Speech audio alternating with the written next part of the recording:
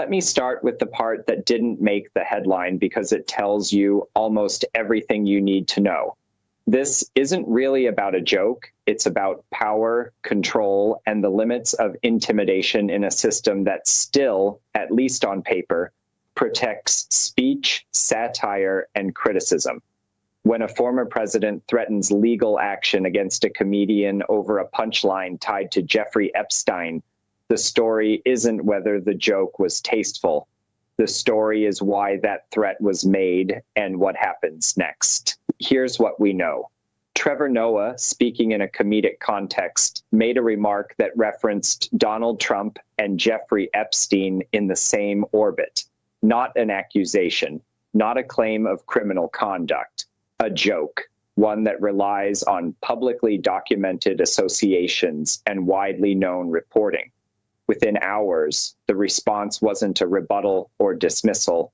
It was escalation, public condemnation, and then the hint, sometimes explicit, sometimes implied, of legal action. That's the moment where this stops being about comedy and starts being about law, because threatening a lawsuit is not the same thing as having a viable case. And in this situation, the gap between those two things is enormous. In the United States, defamation law is deliberately hard to use when you are a public figure, not accidentally hard, intentionally hard. The Supreme Court decided decades ago that powerful people should not be able to silence critics by weaponizing the courts. To win, Donald Trump or any public figure would have to prove that the statement was false, that it was presented as fact rather than opinion or satire, and that it was made with actual malice. That means knowledge of falsity or reckless disregard for the truth. Now pause there, because that standard is not a technicality. It's a constitutional shield. Comedy, by its nature, is protected speech. Satire is protected speech. Even harsh, uncomfortable, unfair commentary is protected speech, especially when it concerns someone who has spent nearly a decade dominating public life and commanding media attention on a global scale. And here's the problem for Trump, legally speaking. The Epstein connection is not invented by comedians. Trump and Epstein were photographed together. They attended events together. Trump himself publicly acknowledged knowing Epstein before later distancing himself. Those facts are not in dispute. A joke that references them is not alleging a crime. It's drawing on the public record, which means any lawsuit would immediately collide with the First Amendment. Hard. So why threaten one? Because lawsuits aren't always about winning. Sometimes they're about signaling. Sometimes they're about deterrence. Sometimes they're about reminding critics that you are willing to escalate even if the escalation ultimately fails. But that strategy has a cost. And this is where the threat may backfire. Every time a powerful figure reacts aggressively to satire, they amplify it. They extend its lifespan. They turn a moment into a movement. What might have been a clip shared for a news cycle becomes a broader conversation about fragility, accountability, and suppression. And there's another risk, one that lawyers think about instinctively: discovery. If you file a lawsuit, you don't control the narrative anymore. You invite scrutiny, you open the door to subpoenas, depositions, document requests. You put your own conduct, statements, and history under a microscope.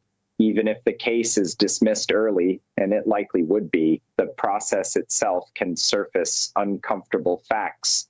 That's not speculation. That's how litigation works, which raises an obvious question. Is this a serious legal threat, or is it political theater? Look at the pattern.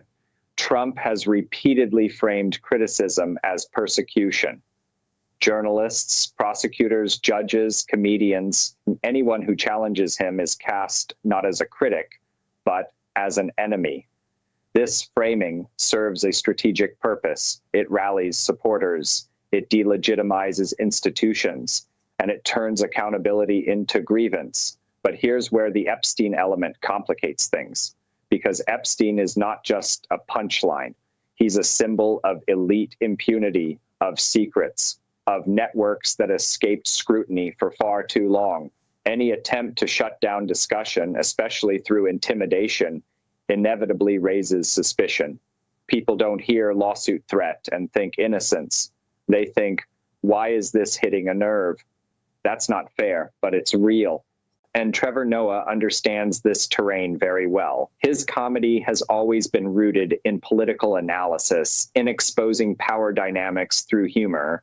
If anything, a legal threat validates the underlying critique that powerful figures react differently to scrutiny than ordinary citizens. Now let's widen the lens, because this isn't just an American story. Audiences in the UK and Canada understand this dynamic intimately. In the UK, defamation law has historically favored plaintiffs, yet even there, satire and public interest commentary enjoy protection.